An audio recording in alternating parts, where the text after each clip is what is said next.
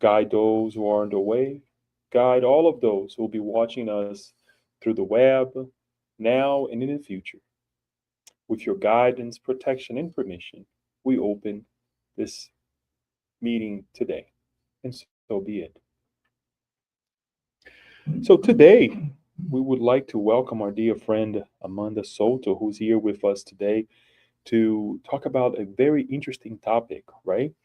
And I just would like to formally introduce our dear friend so that we can pass the word to her. Amanda Souto is a lifelong Spiritist who has been a part of the Allan Kardec Spiritist Society of Maryland since she was 5 years old. She gives lectures in both English and Portuguese. She also teaches an adolescent group at the Allan Kardec Society of Maryland and helps coordinate charitable activities and collaborates with other Spiritist educators across the U.S. In her professional life, Amanda is a infectious disease epidemiologist. Yes, so she started at 5 and she's only 16. So but with no further ado, Thank you. I would like to, first of all, thank you, Amanda, for this moment. And Amanda today will be speaking about moral reform and spiritual growth as the answers to hardship. Thank you, Amanda. Thank you so much. An extra thank you for that 16 comment. I really, really appreciate it. So let me just share my screen really quickly here with everyone. Okay. And so, as Leo said, today the topic that I'm going to be covering, I've titled Moral Reform and Spiritual Growth as the Answers to Hardship. And so, when I was invited to come give this talk, I was really given free reign of what to choose, which obviously immediately overwhelmed me. And since it was originally going to be last month, I asked myself, what's something that's impactful enough to start the year on a good note? And we know amongst those who write these talks that the first person we're really talking to when we prepare these is ourselves, not the audience. And I'll speak for myself, but I think a lot of the world would agree that 2025 was a complicated year for humanity and the planet. And a lot of things are constantly happening, right, as our planet transitions out of this state of trials and expiations. And last year, I frequently found myself at a bit of a loss, asking, why is this happening? What am I supposed to learn from this, really? And so I turned to my faith for a lot of these answers because Instagram was definitely not going to help. And what comforted me the most in all that I read and reflected is the perfection with which the spiritual world operates, despite the chaos that we see with our limited vision, and how perfectly and justly God has created the world, despite how difficult it may seem to see this in our interactions with each other. And I was really calmed by this understanding that everything has a reason for being and a motive for changing, and that we are neither innocents nor without our own agency. So I've pulled this talk together in the hopes that I can pass some of that serenity and consolation that I found for myself onto you. So, as part of developing a solid faith, is developing a rational one. And part of that, which is what makes Spiritism so unique, is that it's not static. The truths of our faith that are revealed to us progress as we progress as well. And this occurs through the testimony of spirits who have left the material world and communicate through mediums like Ivone Pereira, who are dedicated to the cause of spreading consolation through faith. Therefore, before we get into the technicalities of the topic, I want to contextualize this through a story, as often spiritual lessons are. If we consider the parables of Christ or the Spiritist novels like this one, titled On the Canvas of the Infinite. It was written by Ivone Pereira in Brazil through her perspective, but the stories are of two experiences she was shown, the spirits of Bezerra de Menezes and Camilo Castelo Branco, respectively.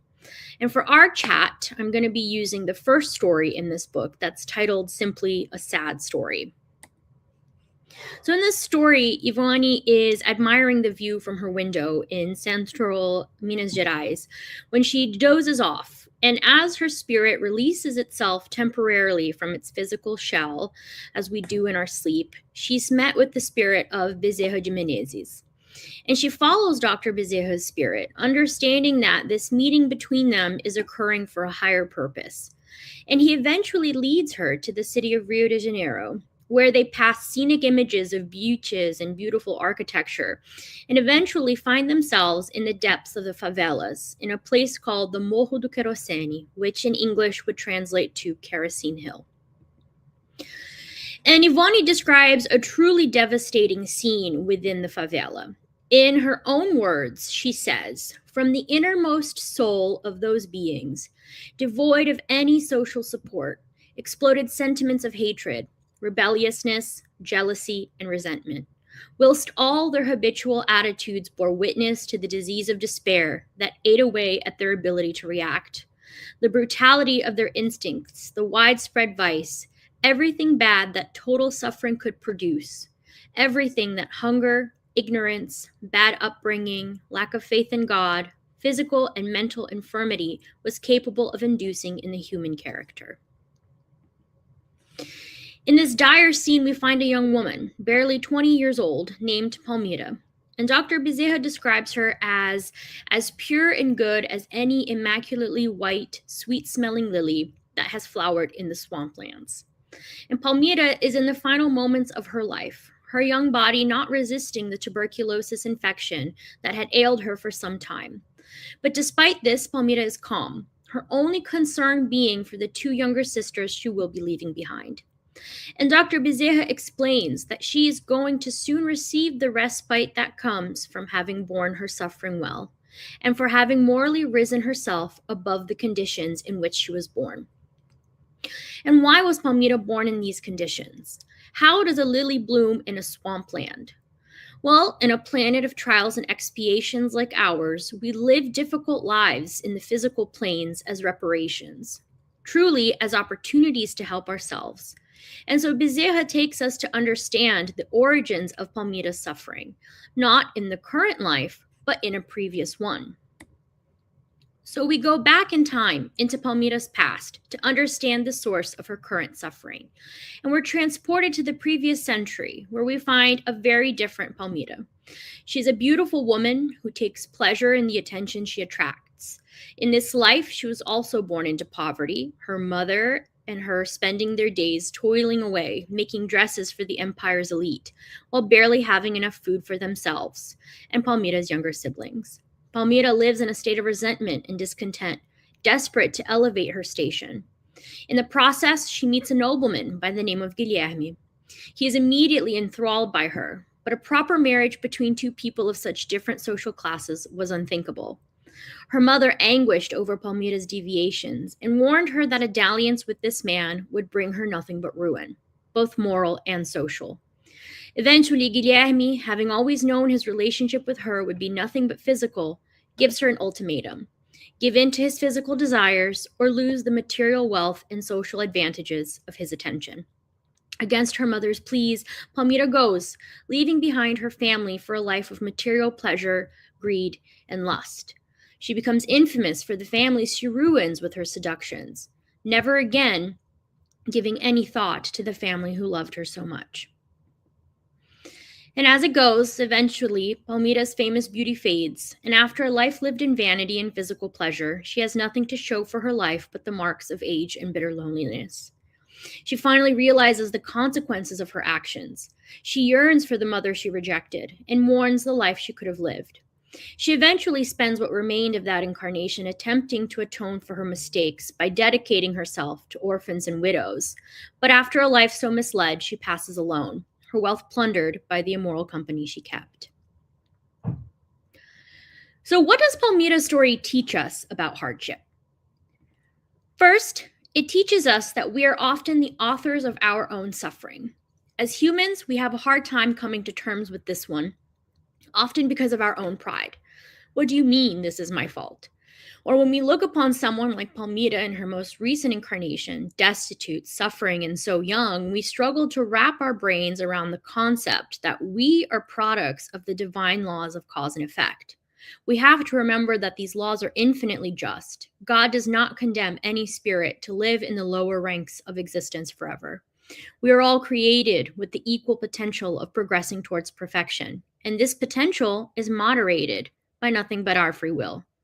We move forward or we stay put according to the decisions we make for ourselves. If we tie in the concept of an eternal spiritual existence and the opportunity of reincarnation, we see the repercussions of our actions on a much larger time scale. Therefore, it's not always within the same incarnation that we experience the consequences of our actions. And as such, we must concede that some of the suffering we see in ourselves or others as inexplicable or unjust is likely rooted in divine consequences of their own actions. It follows then that if the cause of our current suffering is frequently previous mistakes, then we can somewhat estimate what we did wrong before by looking at how we struggle now. And we will see that this is actually a really useful tool for figuring out in what aspects you need to change. We know that through reincarnation, we are not only given the opportunity to come back and redeem ourselves, but we're often able to choose the path to redemption we will take. In other words, we can pick a specific medicine for a specific ailment. If someone is taking a spiritual antibiotic, let's say in this life, we can probably assume it's to cure a spiritual infection from a previous one. Lastly, the story shows us the light at the end of the tunnel. And this is the most invigorating and consoling power that Spiritism has, because it not only brings us clarity and reason to the ugly parts, but it gives us hope and direction towards all the beauty that life offers us. In Palmira's case, we can understand from the beginning that although we see her in this despicable state, her spirit is at peace, yearning for the reprieve of the spiritual world and knowing she will receive it because she has redeemed herself through her suffering. So let's talk about this concept of righting our own suffering. I brought for you here this quote from the Gospel according to Spiritism by the spirit of St. Augustine, who very plainly explains not only that we are affirmatively the deciders of our fates, but why we pick our fates the way that we do. And he says, "You who asked for riches and glory, it was for bearing the struggle of temptation and overcoming it. You who asked to struggle in body and soul against moral and physical evil, it was because you knew that the harder the trial, the greater and more glorious the victory would be." Now, as we sit here talking together, most of us do not have memories of this agency we had in deciding the course of our current lives. We know from spiritual testimony, for example, in the book Memoirs of a Suicide by Ivone Pereira, that there's an entire sort of computerized mechanism by which the reincarnation of a spirit is planned, from their families to their physical bodies to the genre of obstacles they may face, and that these decisions are typically made alongside the reincarnating spirit, a divine opportunity to be the agents of their own redemption. Sometimes when I look at the struggles I'm facing, I love to joke and say that there's no way that I picked this. I bet my younger siblings were left unsupervised up there and just started pushing a bunch of buttons, and now here we are. But the reality is that more than likely, I was the one sitting there asking for these obstacles. Because as St. Augustine says, I knew that the harder the trial, the greater and more glorious the victory would be. In other words, I knew that if I successfully overcame the trials I agreed to, I would come out on the other side having redeemed many of the errors that were the source of my suffering. We also know that the context of our current suffering can be found in previous lives. In the book Heaven and Hell, codified by Allan Kardec, the spirits tell us that by the nature of the sufferings and vicissitudes one endures in the corporeal life, one can deduce the nature of the wrongs committed in a previous existence and the imperfections that caused them. So we can use the story of Palmira to test this out. In her most recent incarnation, Palmira was destitute, responsible for the care of two younger sisters who relied on her as their only guardian. She was alone and spent most of her life sick with tuberculosis, a disease known for consuming the vitality of its victims. And we can almost connect the dots back exactly to her prior existence. She was a young woman who used her beauty for the wrong things. She rejected her family rather than helping to care for them, despite all the love and care she received. She became rich, and up until the final moments of her life, used her wealth poorly. Now, I'm not suggesting that we start hyper focusing on connecting our own dots of suffering, because we also need to remember that this veil of forgetfulness upon us really makes it so that anything we try to connect is really speculation. We can never, in our current state, fully understand these intricacies. But it is important to keep in mind because, as we see, the mind holds the command. Consciousness traces the destiny. The body reflects the soul. All aggregation of matter obeys the impulses of the spirit, and our thoughts create the formulas we use in life. So we learn in the book Between Heaven and Earth by Chico Xavier, which is part of the André Luiz series, that these moral flaws we possess continue to command the way we live. Because life is commanded by thought, and thought is commanded by the spirit, and the spirit is inspired by its degree of morality. So it's helpful to reflect on the origins of our misfortunes because they tell us, what do we need to fix and how do we fix it? So if we look at what might be the source of our suffering, we can also get a better sense of what might be the solution. So how is suffering redemptive? We see in Palmira's case that through having suffered with humility and not having fallen back into her old vices, despite it probably having been the easier path, she had expunged those vices from her soul and redeemed herself. But why do we have to suffer for redemption? Well, Emmanuel tells us in the book Fonte Viva that correction is always rude, unpleasant, and bitter. But in those who accept its light, it always results in blessed fruits of experience, knowledge, and understanding, and justice. The problem of personal happiness, therefore, will never be solved by fleeing from the corrective process. Celestial correction manifests itself in all corners of the earth. Yet few accept its blessing, because such a gift most often does not arrive wrapped in ermine. And when brought to the lips, it does not resemble something delicious. Do not, therefore, lose your precious opportunity for self-improvement. Adversity, work, and struggle are resources for sublimation that we must take advantage of.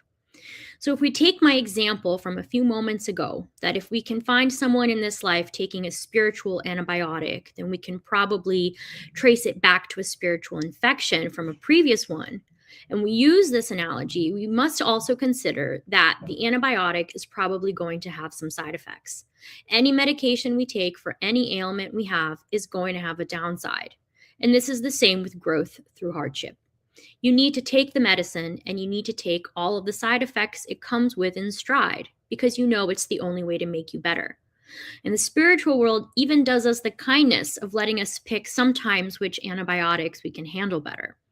So Emmanuel is telling us that the process of correcting wrongs, of redemption, is really difficult, but that despite these, we cannot lose the precious opportunity for self-improvement. We need to look at suffering for what it is on the scale of our eternal spiritual existence and not for what it represents in the short period of time we spend in the material world. And when we are able to see this as the case, then we can see how these are really resources we are being given for teaching our spirits how to progress. So I mentioned that Spiritism is this great resource for not only clarifying, but guiding us in the right direction. So how can we actually use hardship to redeem ourselves? How can we look at this as a way out rather than an end? The spirits tell us in the book Heaven and Hell, in a section that's really interesting for the purposes of the theme of this lecture. It's titled The Penal Code for Future Life, and it essentially lays out according to which principles our future life struggles are going to be decided. And it tells us that what God requires for the end of suffering is a serious, effective improvement and oops. Are you guys still good? Okay, I'm start from here. What God requires for the end of suffering is a serious, effective improvement and an authentic return to the good. So, put very simply, when faced with hardship, how do we get out? The answer is that we improve ourselves and we practice the good. So, let's get more specific. What's the process? First, it's repentance. We must acknowledge that an error has been made and that it must be rectified. We must beg forgiveness. But simply asking for forgiveness is not enough merit. It only brings us part of the way. The next step is expiation. Now, if you've already begun with repentance, then this step is a bit easier because you've already awakened the hope inside yourself of redemption. And so the rehabilitation comes easier. The process of really feeling the effects of your mistakes in order to make you better understand their severity and their root cause helps us to rehabilitate our spirits. But of course, purely coming to expiate is not enough. We have acknowledged the mistake, we've suffered for the mistake, but now what? And now we repair, because only reparation can annul the effects of our mistakes and destroy their cause. Otherwise, forgiveness would be an act of grace alone and not an annulment of the wrong committed. In other words, where would our merit be? If we were simply forgiven without having to repair, then what did we really learn? And reparations require a concerted effort to undo what has been done. In other words, practicing the good in compensation for the former evil, becoming humble if they had been proud, caring if they had been austere, charitable if they had been selfish, benevolent if they had been perverse, industrious if they had been lazy, useful if they had been useless, sensible if they had been self-indulgent, demonstrative of a good example if they had been a bad one, and so on and so forth. And so when faced with hardship, what do I do? The first thing we can do is resign. The English dictionary defines resignation as a noun, meaning the acceptance of something undesirable but inevitable. For the purposes of our conversation, I'd like us to consider resignation as a verb, an action, because it is something we have to consciously decide to do all the time.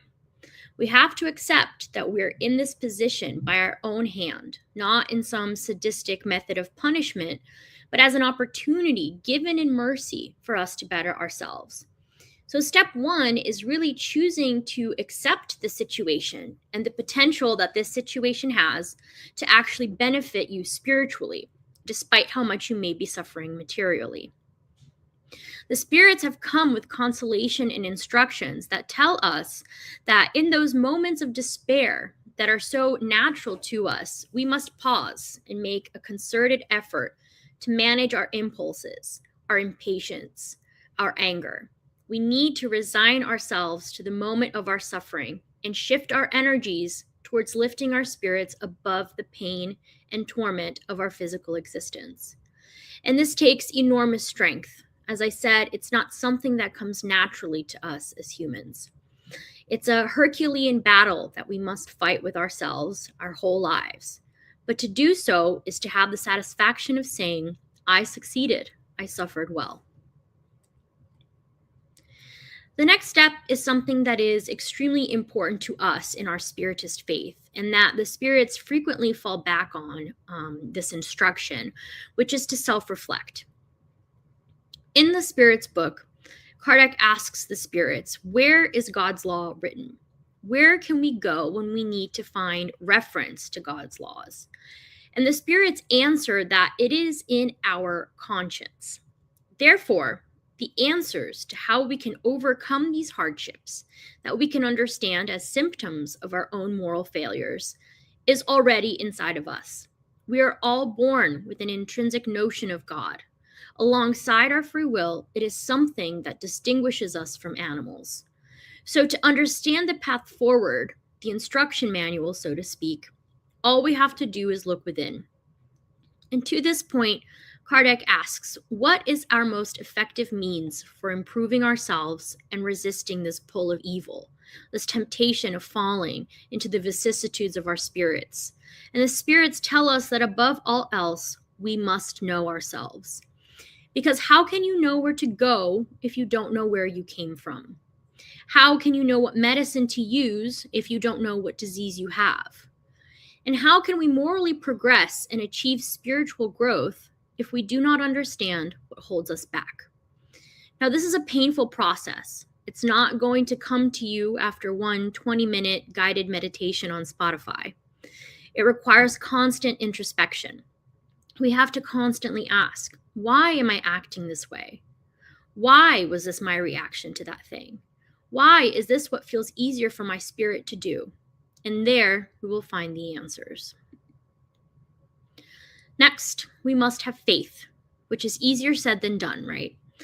And what does that even mean? If you ask me whether I believe in God and spirits and reincarnation, does that mean that I have faith? And the answer is not really. In Spiritism, our faith is active, it's rational. The spirits tell us that Spiritism does not institute any new morals. It only makes it easier for mankind to understand and practice Christ's morals by giving an unshakable and enlightened faith to those who are in doubt or who waver. True Spiritists are recognized by their moral transformation and the efforts they make to overcome their evil inclinations. So having faith means falling back on rational understandings of the world around us, as is given to us by the spirits in moments when our resolve begins to waver or we question ourselves. Truly having faith as a spiritist means using what we know to transform ourselves into better people, to overcome the things in us that keep us from the realms of the higher spirits. So faith for us as spiritists is not simply an action, it's a purpose. And finally, if we've learned anything from our communications with the spirits, it's that nothing can be accomplished passively. It is never enough to simply not do harm. We must actively do good. In the same vein, it isn't simply enough to repent or expiate. We must repair. It is not enough to simply use our hardships to understand. They must propel us to act. The spirits are clear in instructing us when they say that truly moral persons are those who practice the law of justice, love, and charity in its greatest purity. They are those that question their conscience about their actions. They ask themselves if they have violated this law, if they have done any evil, if they have done all the good they could, if they have willingly disregarded any opportunity to be useful, if anyone might have a complaint about them, if they have done unto others everything they would like done unto themselves.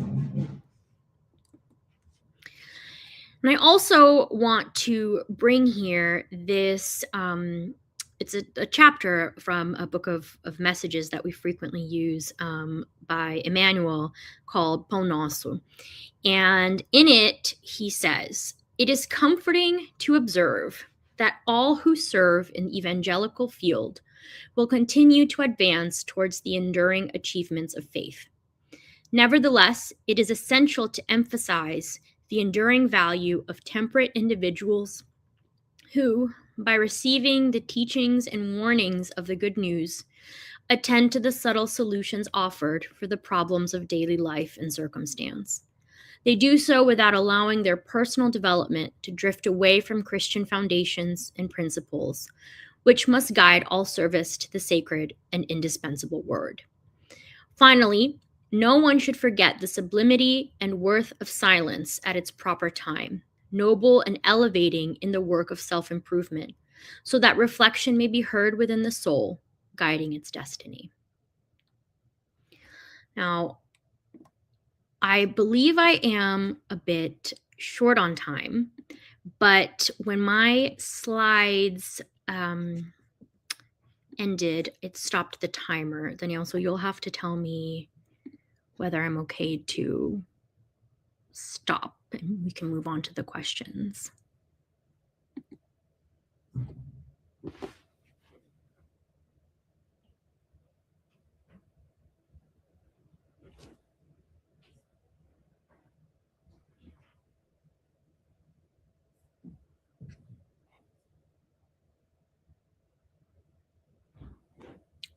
Hello?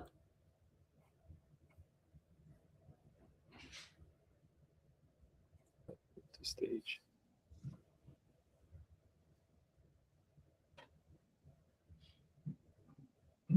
Amanda, can you hear me? Yes, I can hear you now. Okay. For some reason I can't. Let me bring the two of us here. You All see it? right. Okay. Yeah. Sorry about that. For some reason, my Yes, screen. perfect. No, thank you. Thank you for. You do have some more time if you want to say anything else. But yeah, do you still need some more time? No, I think we can just move to the questions. I think it flowed, so I'm To the good. questions. Okay. Yeah. I don't have anything. I don't have anything online to share in the mean in the moment. I know we do have some friends actually following us, but if it comes up, definitely I'll bring it over. But I'll open up for us here if we have any comment, question. Huh? I have a suggestion. A suggestion. Okay. Do you want to come over? Yes, because I don't have the. So Alba will be actually suggesting something. Yes. Hi, Amanda. Oh, I'm short.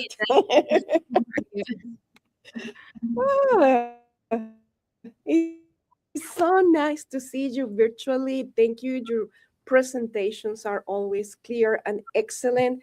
I'm curious about the very first book in the Canvas, something, the very first book that you show at the beginning, where you took the story of Palmira. Yeah. Can you enlighten us another story from that book, if that's all right with you, Um. or no? It's up to you. Thank you. Sorry, the her audio cut off. Was the question to talk about the other story, or? So the suggestion is for you to share the first book that you shared with us. If you have another story for you to share with us from the same book. I see. I don't have the other story prepared. It's much longer. So the book is divided into two stories. The first one is this one. The second one is a much longer one by Camilo Castelo Branco, and the themes are a little bit different. So I unfortunately don't have that prepared in front of me.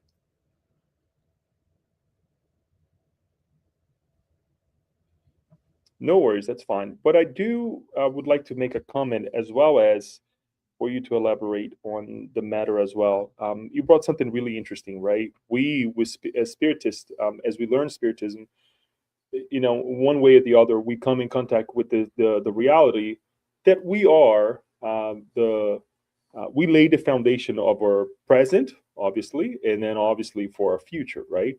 And one thing that you said is not for us to live in this idea of, oh my gosh, I'm going through this now because I have done something crazy in the past, right? So for us who are studying or getting to know Spiritism, what would be your recommendation if that comes to mind, and what to do if that comes to mind, so that we don't enter in a stage where we're punishing ourselves rather than just acknowledge it and move on. I think that's a really valid question. I think even for those of us who have been spiritists for a long time, that kind of self martyrization kind of continues to happen, right? Because in the same vein that we have to understand that we frequently, the reason that we're suffering is because of something we've done. The goal is not for us to be kind of stagnant in this guilt, right? And to feel guilty, because we also believe in our faith that guilt is not a productive feeling. So us kind of descending into this spiral of, feeling really bad for what we've done, and to, be really kind of telling ourselves, we deserve to suffer because we've done XYZ, I think is not necessarily the point of why we're given this knowledge by the spirits. The point is not for us to feel down on ourselves and for us to, to invalidate the fact that we're struggling. On the contrary, the spirits validate constantly that the pain and the struggles that we're experiencing are very much real, what they want us to do is to feel like we have the agency to continue to do something about it, right? If the logic being that we've landed here through our own agency, we can also get out of this through our own agency. So it's this understanding, one, that, we are not in the position we're in for no reason, right? It's not one kind of cosmic joke. There is a purpose. There is a sense of justice involved. A lot of times when tragic things happen, people that don't have this understanding, they often ask, why me? What have I possibly done to deserve this level of suffering? And so what that logic brings us is the answer to the why me. That being said, the purpose that is not then for you to, massacre yourself on this hill of the errors you've committed. Thank you so much. And a follow-up question to that. And I'm just going to add one element. What about people that sometimes we have this feeling that is like, just like you said, like between siblings, right? Why me? Why do I have to put up with this? Why, when sometimes that feeling is genuine, it is valid, that it is something you haven't done anything to go through with what we're going through in this lifetime, but we have something that we believe that is from the past, or sometimes the other person believes it's from the past, right? So what would you recommend? That's an excellent question. Let me see if I understand it correctly. Are you asking in terms of how we should, when it's relationships that we have caused to be the way that they are and we're not understanding? Yeah. Okay. Yeah, that's a good one, especially if you have siblings, right? Because that's a relationship you didn't really choose, right? So oftentimes the question is, how in the world did I end up with this specific sibling relationship? But I think it follows the same logic. So obviously we don't exist in a vacuum, and none of our previous existences occur in a vacuum. We are constantly interacting with spirits, and we are forming relationships with these spirits. And those relationships continue across lives, right? The good ones and the bad ones, the ones that, we attract to ourselves either through our better actions or our not so good actions. And so the same way that you may see the consequence of an action from a previous life in a hardship, you may see the consequence of a poor relationship from a previous life in a current relationship. And the spirits tell us, frequently that the only way for you to fix this is to fix it now, in this opportunity that we're giving you to come and have crossed paths with each other, whether it's, as siblings or as friends or coworkers or, what have you. You're being given the opportunity to reincarnate and fix your previous mistakes. And you're also being given the opportunity to reincarnate with others whose relationship you may need to fix. So it follows the same logic, and I think the remedy is the same, right? If you're struggling in a difficult relationship with someone, it's for the same reason and same purpose.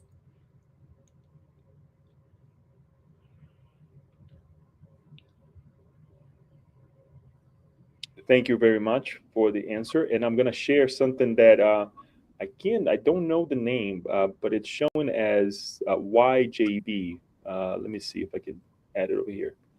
And the person says, thank you for your presentation. How can we take this message to the non-spiritist without seeming to condemn them? Yeah. I think that is a really difficult question. I think even as a spiritist, sometimes you see something, terrible happening to someone, and then, as a spiritist, the answer is there are no innocents, right? Something has happened. God isn't unjust. That person has some cause for suffering. And so to someone who isn't a spiritist, I can imagine that's an even harder pill to swallow. And so I think that the side I always err on is the side of consolation more than anything. So the purpose of us understanding that we have agency and we typically are the cause of our own suffering is first and foremost consolation. It's for us to understand that there is no injustice. We haven't been, randomly selected by God to suffer, and that's just kind of our lot in life. And in the same way, it consoles us in us understanding that it will change. It got this way somehow, and we will get out of it.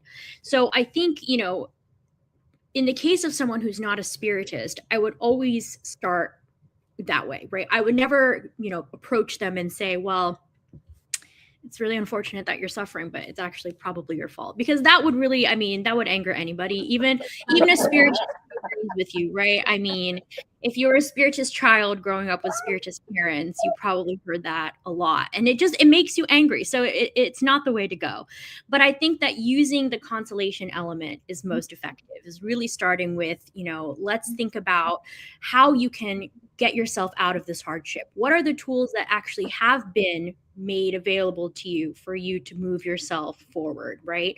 What are the things that are inherent in you, the lucky things that have been brought with you in this life that help you kind of push yourself out of that situation? Thank you so much for that beautiful answer. And yes, it's sometimes we want to do that, right? You're paying for it. We want to say it, right? And I have to say, though, that in many cases, it's also a reaction mode, because we do that to ourselves, right?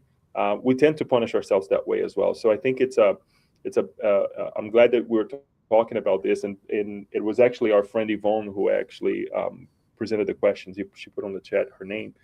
That we're asking this and we're talking about this because it's also alleviating for all of us. It's helpful to all of us to also think of ourselves that way, right? Look, I don't have to punish myself. I did something wrong, we know, but what can I do now, right? How can I get out of that? So thank you. Beautiful answer. Anyone else? Paula, please. And I'll adjust this for your height too. At our center, we got one that moves up and down, because otherwise I have to wear like 6-inch heels when I go. You guys are fancy. Hi, I really appreciated your talk. It was excellent. And I'm not sure there's an answer to my question, so I'll just share it. I'm always thinking about the dissemination of Spiritism in the United States. And in my mind, what seems to be the stumbling blocks with a country that's primarily Christian Judaic. And what I learned in Spiritism is that the early Christians believed in reincarnation, and then through one of the councils it was, disappeared. Because when I talk to my friends, I realize reincarnation, communication with spirits really sounds pretty far out.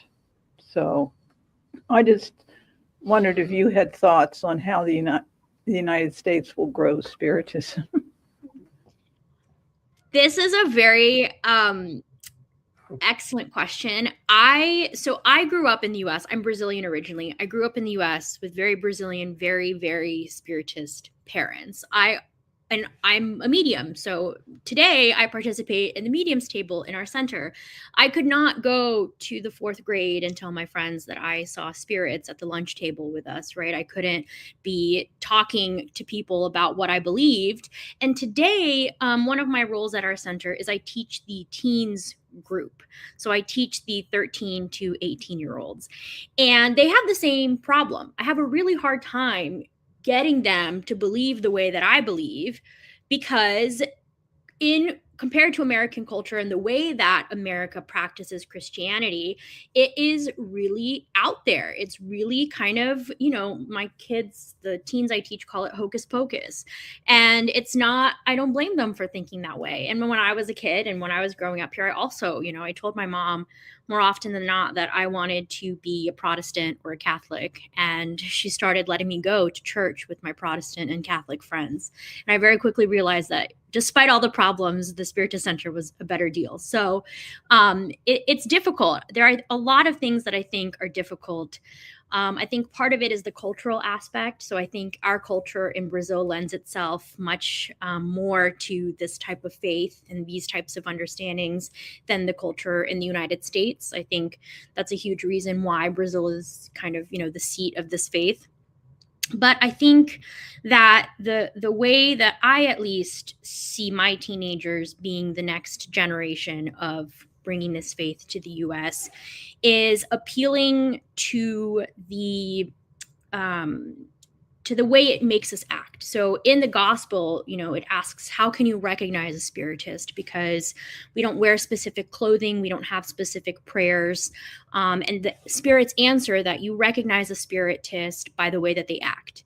And so for me, I see that the dissemination in the US is going to require, one, some cultural shifts, some language shifts.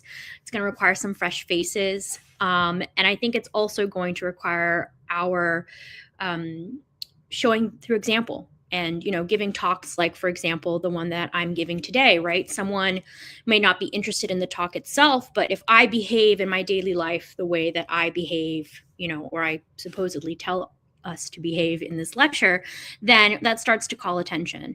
And as an adult and in my adult life, because unlike how I appear, I'm not actually 16, but it tracks, right? There are certain times people see you reacting in certain ways and they're like, how are you so calm? Or how is this how you perceive the world? And then, little by little, you start to introduce the why, Do my friends nowadays know that I work at the mediums table Tuesday nights? No. But, little by little, I think we're going to start chipping away at it. And one day we'll get there. Thank you for the question. Thank you. And thank you for bringing the self-realization aspect in that sense as well, right? Can we, if we just preach and we're not doing it, it's not going to go anywhere, right? It's just going to take longer and longer and longer. So thank you for that, sharing that as well. Anyone else? I have to ask all the questions. No, I think the since you brought this idea of growing up on a very spiritist home, I hope your parents didn't say, when you had to complain about something, they say, well, it's just reincarnation, part of reincarnation. I hope they didn't say that to you. But on a serious side, since you deal with young adults, right? Some of them, what would you say in that realization in terms of the struggles of life, right? And I would like to point out to, in general, right? Like we say, family members, struggles at work, struggles at school, at work for some of them as well. How to understand. I mean, what would you say if you were in a group of, with a group of kids where they're struggling with something, or like the situation of the United States, right? How would you bring this uplifting idea of, through this struggle, we can succeed? Yeah, well, you've just described my mission every Thursday evening. I don't know if I've succeeded or not. You'd have to ask them. But this is exactly, what is happening, right? I'm sitting with a group of 11 kids, ages 13 to 18 years old, and the world that they describe to me, even though I'm not, that much older than them, is so different and in a really scary way than the world that I was in there when I was their age. And I tell them, first and foremost, that what I'm offering and what I think Spiritism offers is a different perspective. You don't have to look at it like I'm trying to convert you to a religion. You don't have to look at this as like a baptizing or Sunday school or anything like that. I'm trying to offer you a different perspective that for me works.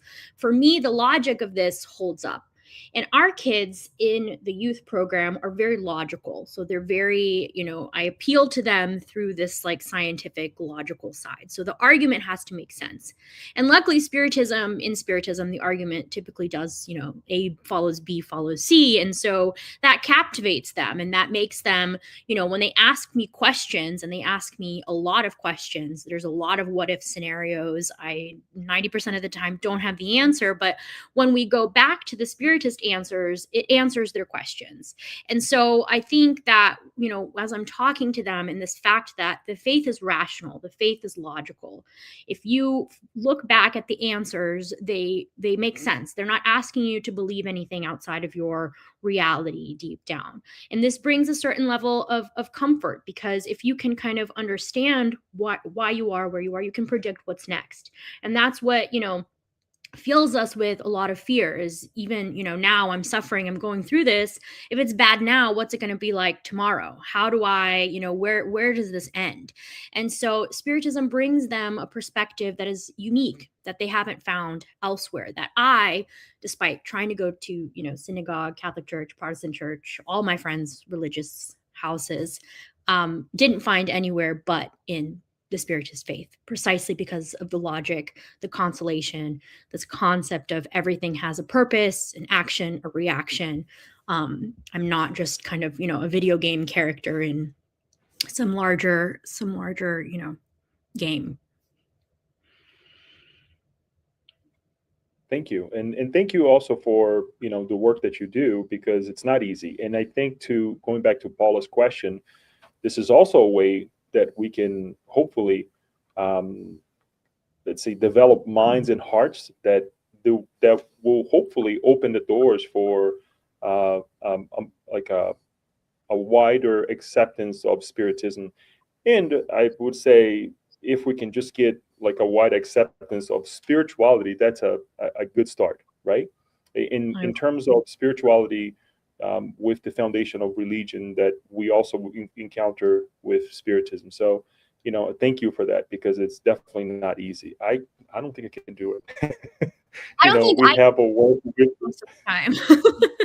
Yeah, it's so keep working hard at it, keep trying, because we send our prayers to you as well, because that's not an easy thing. Thank you. Let me see. Anyone else? Any question? I don't see anything online. So we thank you so much for this moment, for this discussion, because when one of the things that we often say at the Spiritist Center here is that we're all struggling, we're all going through issues, right? And I think if we find these topics, these conversations, right? As you mentioned earlier today, it was up to you for you to go ahead and decide what you're going to talk about, and I think you nailed it, because we don't know sometimes what to do with our struggles, right? I think that is a great uplift to all of us to see it, the benefits of the struggle, that moment, that, we often sometimes think that, oh, I wish I was like so-and-so, but we often forget that it is a struggle that sometimes keeps us grounded, right? Stopping us from creating more difficulties in our current lives and the future ones as well. So thank you for choosing this. Thank you for sharing this with us, bringing the case as well. Obviously, the book is an amazing book as well, right? Yeah. And keep working with those friends out there. And if you'd like to stick around with us and say a final prayer for us, would you like to do that? Yes, I can say the final prayer. Thank you very much for the invitation. Thank you. Yes, and there'll be more. Well, I mean, I just hoped it went well. I know the timing and the screen sharing got a little messed up. You did perfect. Thank you. Okay. All right, friends. Then let's elevate our thoughts and breathe deeply, bringing to mind the image of our dearest master and friend, Jesus, who guides us towards the path of moral perfection, of a happier eternal life. Thank you so much for the opportunity that this doctrine presents us, for reforming ourselves morally and spiritually, for understanding our suffering, for giving us the empowerment and the agency to do something about our suffering, and for always bringing us the consolation that comes with the example of Christ. With that, thank you so much for this opportunity. We ask that everyone make it home safely. We ask for the permission to end tonight's talk.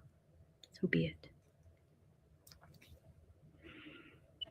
Thank you, Amanda, one more time. And we hope that you have a wonderful weekend. And thank you so much. More to come, hopefully. Likewise. Okay. Thank you, everyone. Have a good night. Good night. Bye-bye.